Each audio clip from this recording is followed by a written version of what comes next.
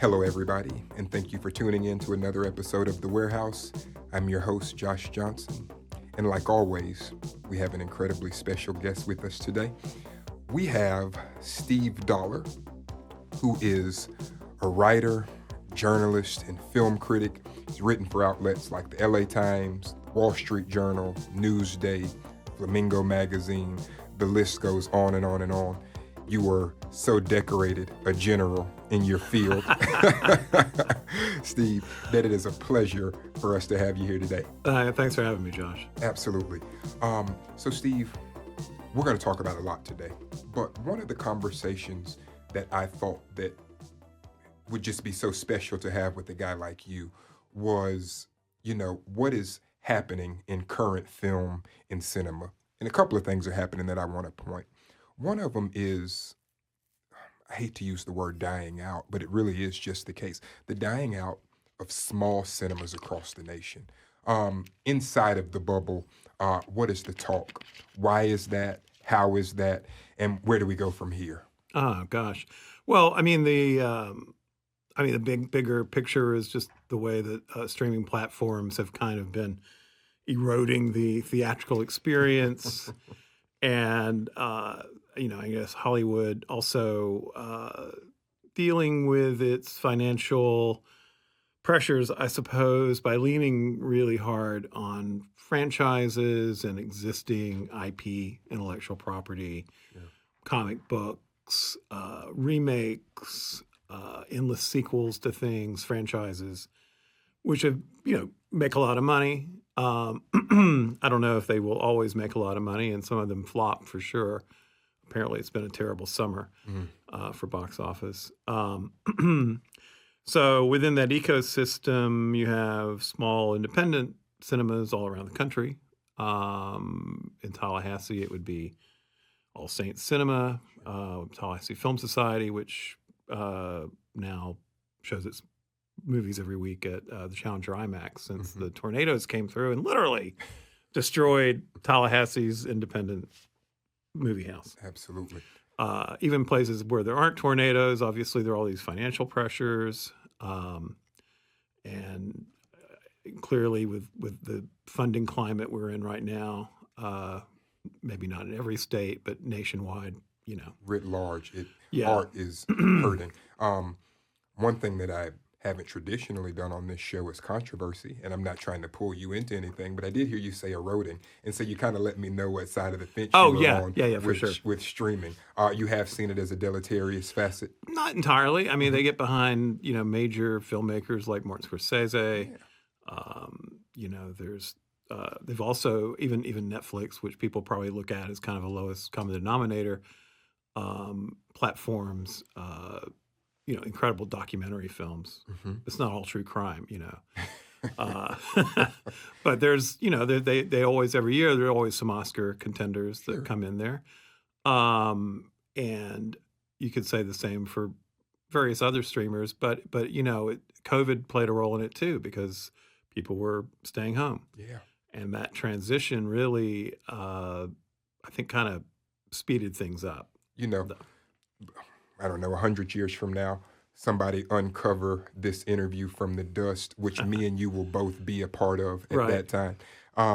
And we're talking independent cinemas. Like I was just down in the Orlando area and I got to go through the Enzian, right? Just things like that aren't here anymore.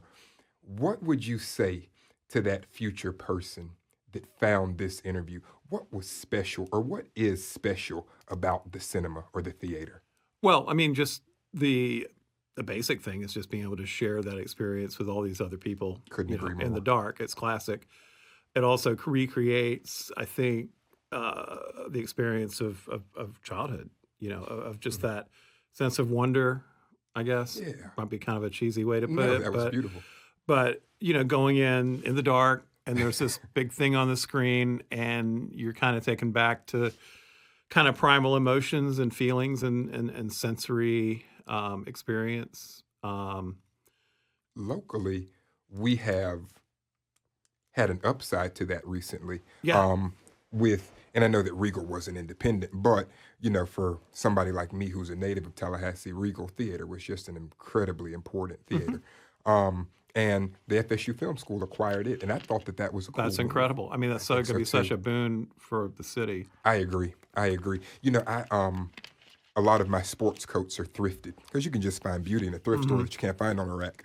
And I remember about 2 years ago, this sports coat that I had had for like 10 years, it had been dry cleaned 1,000 times. I found this little secret compartment in it, and there was 2 tickets to Shakespeare in Love from 1998, and it really literally colored that coat and the Right. experience that went in to the cinema. So let's transition for a second. And this is just a cheeky question I have for you because I argue it amongst friends all the time. And now, if I'm right, I can tell them that an authority told me so. Okay. Is there a difference between film and movie? Um, Good question. I think it's more one of a preference, probably. I mean, See, I always people. thought the film had like a higher artistic Yeah. integrity or I mean, something. there's a great bit of dialogue in the Sam Shepard play True West. Uh-huh. And one of the brothers, is trying to be a screenwriter, but then they sort of change roles. The other one is like a thief, deadbeat, Uh-huh. derelict guy, and they have the exact discussion. Of, no, it's French make films. Uh, So I'm just long story short, I'm pretentious. oh no, no. I think movies generally have a more populist connotation, whereas film suggests they have the palpable medium. And so, but you could also say cinema if you really want to be Uh-huh. pretentious. Okay, Um, I'm going to convert my argument. yeah, just start saying cinema. But now, because what is cinema? It's like we've got streaming, we've got TikTok, we've got people looking at movies on their phones. There's been this whole democratization of the moving image across all these different devices. Mhm. So now, also everything's digital. It's like mostly shot on video. Is that film? You You know, know. somebody close to me, well, once upon a time close to me, she was a filmmaker, and she was back and forth between here and New Orleans, and she would only shoot really in New Orleans and like along her travels, but she would bring back um, her films, quote unquote, on her iPhone. She had transferred. I mean, she had started shooting with her iPhone, Mhm. and that was 6 or 7 years ago. But I still think about that. That if we're going to be pretentious, what then do we open the door to, or what do we close the door to? Yeah, I mean, although really, I think if you want to look on the upside, uh, the availability of affordable and highly portable video equipment has kind of liberated a lot of Mm. people to make movies that would never have been able to afford to make To movies make before. movies. So you have a whole like American movement of low budget, super DIY, almost punk Yeah. kind of filmmaking beginning in the early 2000s. Somebody like Greta Gerwig, who made Barbie, Uh huh. which you have to say is the most uber sized, ultimate sort of corporate movie. Uh-huh. But she started out making, these little things. Sure. And that, festivals like South by Southwest would acknowledge and eventually, built her career out of these, along with a number of other people who are now, making much bigger productions. So, and in addition to that, all the documentaries that can now be made because it's like actual film is expensive to own and process and shoot And store and keep. everything, and Yeah. then it disappears because it's all it's Ephemeral. flammable. Yeah, Mhm. it's impermanent, and so somebody with a small camera and an endless amount of capacity for image making can do anything they want.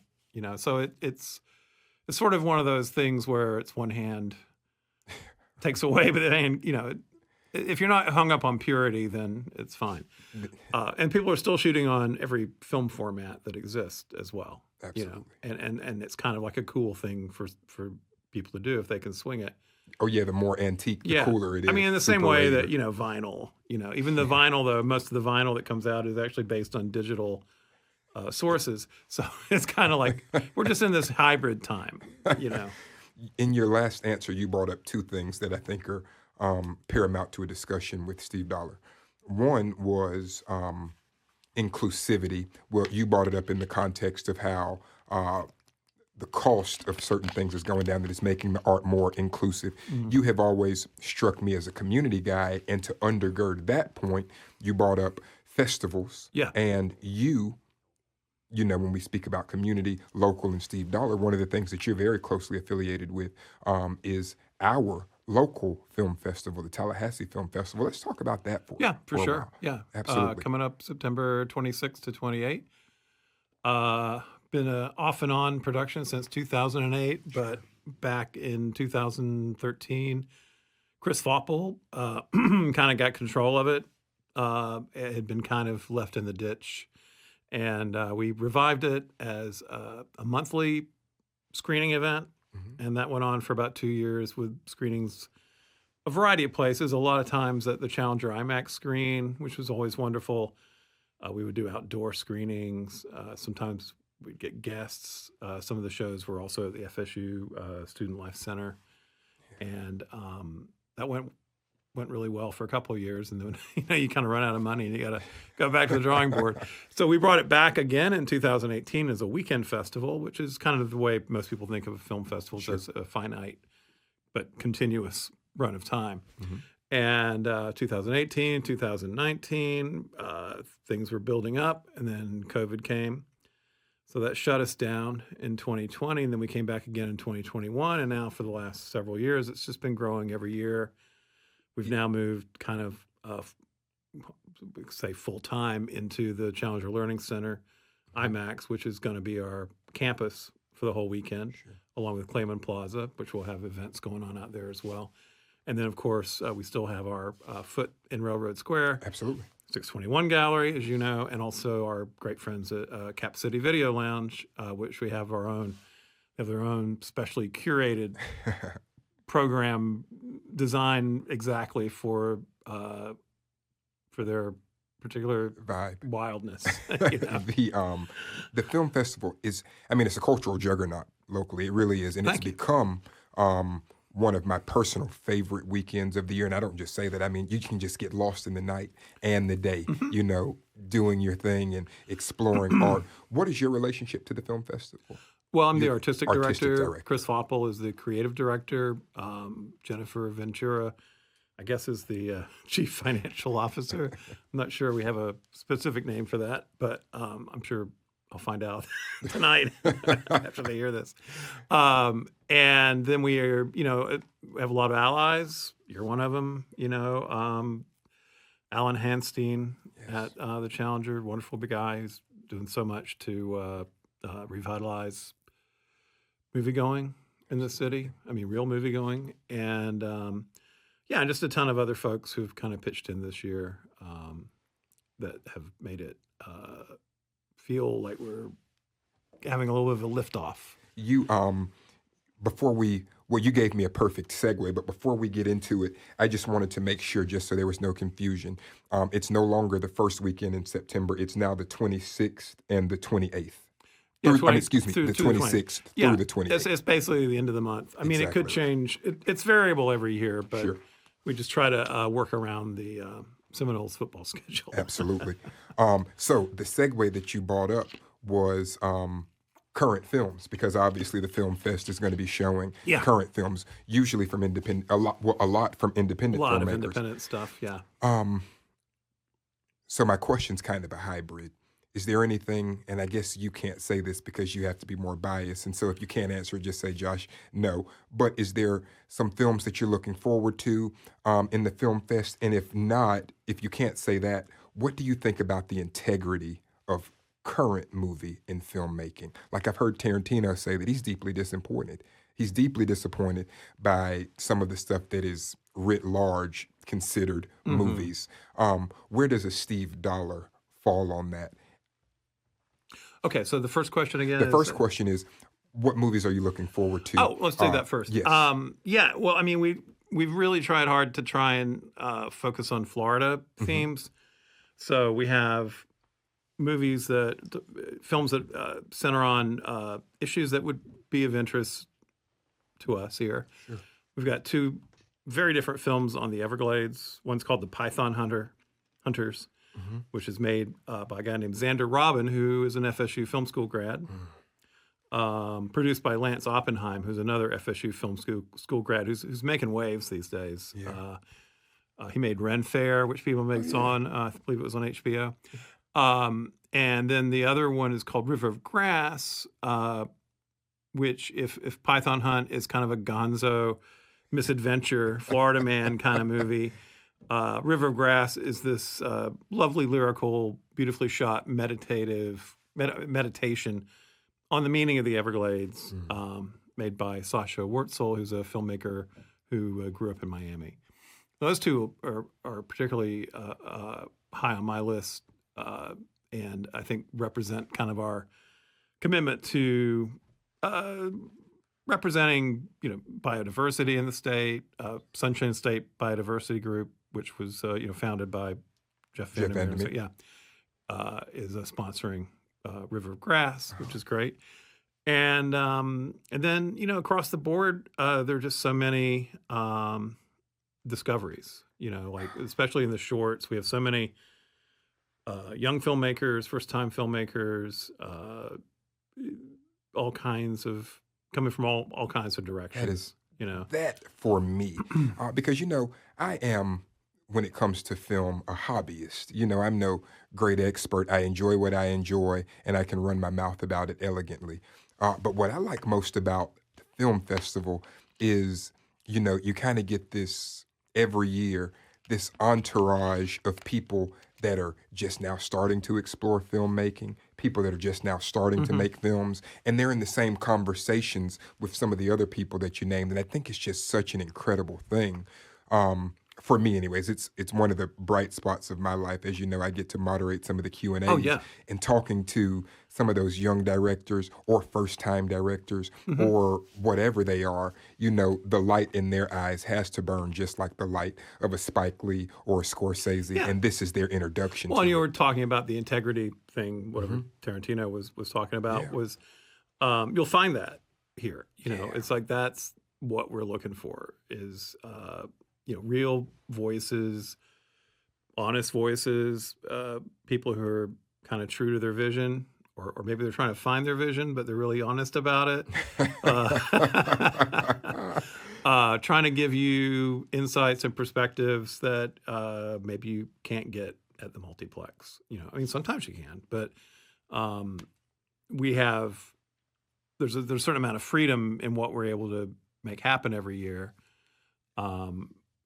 And partly too because we're drawing on I don't know, just a strata of artists who are not necessarily working in the mainframe. They're all trying to put it together on their own, and there's a certain amount of freedom to what they're able to do, and also maybe insanity. I don't know.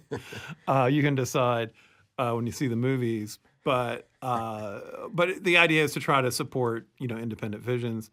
A lot of those filmmakers will come here. Most of them, are coming on their own dime. There's not much we can offer them besides free brunch and a tote bag and some goodwill. But, they bring it down, and that's a whole community that comes together, during the weekend, along with our own community. And then, all the communities around here that sort of melts together there for, 72 hours. And that for me is the great pleasure of the whole thing is just the social and maybe intellectual connections that get made. I love my city. As a matter of fact, anybody who's ever heard me talk knows just that aim. And so I don't particularly want Tallahassee to be something that it's not, or to not be something that it is. But I will say, during that weekend, if I close my eyes, I may be in Chicago.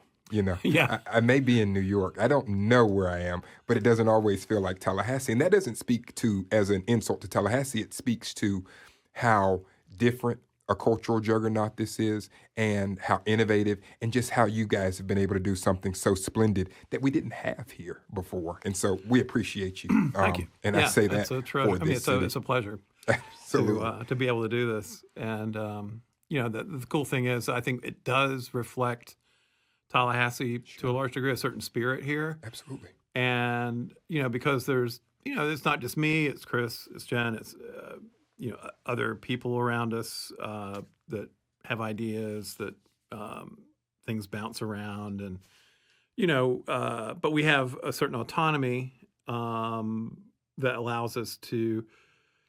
I mean, to some degree, we're sharing our taste, Hmm. which might be a gamble, but we're also kind of thinking about the wide range of people that might want to come, and trying to find, it's not trying to make everybody happy, but trying to find entry points for all kinds of people. You might not want to go see the midnight movie or whatever. Maybe it's Uh-huh. too, it's too crazy, but maybe you'll love it.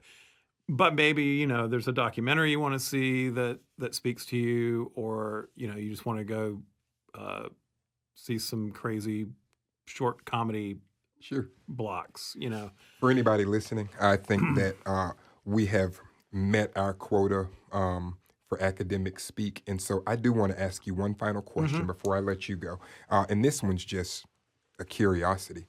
What are some of your favorite films? Oh, well, it's so funny. I tend to lean into nonfiction a lot. Hmm. I always say this, one of my answers is a film called Sherman's March by Ross McElwee, who's a Southerner from North Carolina, Uh-huh. who got dumped by his girlfriend sometime. This was like an late 80s movie, and did this whole like first person POV thing where he goes across the Southeast, ideally to retrace the steps of Sherman's March. Uh-huh. But it all turns into kind of a dating thing where he's just trying to, and so meeting all these unusual women. Yeah. And what was so interesting about it is uh, he's shooting on film, but it's just a camera and he's doing his own sound, and Mhm. it's like diaristic. Before Sex Lives and Videotape, it's kind of ahead of a couple of steps ahead of that.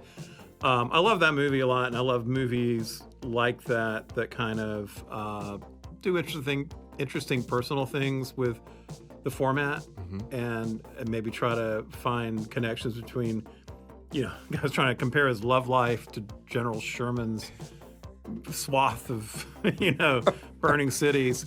And I don't know, that movie always gets to me. It's really funny. And then I also like really crazy, fantastic stuff like, Fellini movies and things that are maybe more like in the science fiction realm, things that use film to explode the imagination. I love it. Yeah. In that answer, you gave me two cool ways to close out. You used the Okay. word POV and you Yeah. used the word imagination. And from my point of view, you have aided in heightening the imagination of this city, so much so that we can't wait to explore with you in the last weekend of September. Great. Thank you so much for joining Oh, absolutely. me on this program. Thank you so much. And thank you so much for joining us at home for another episode of The Warehouse. See you next time.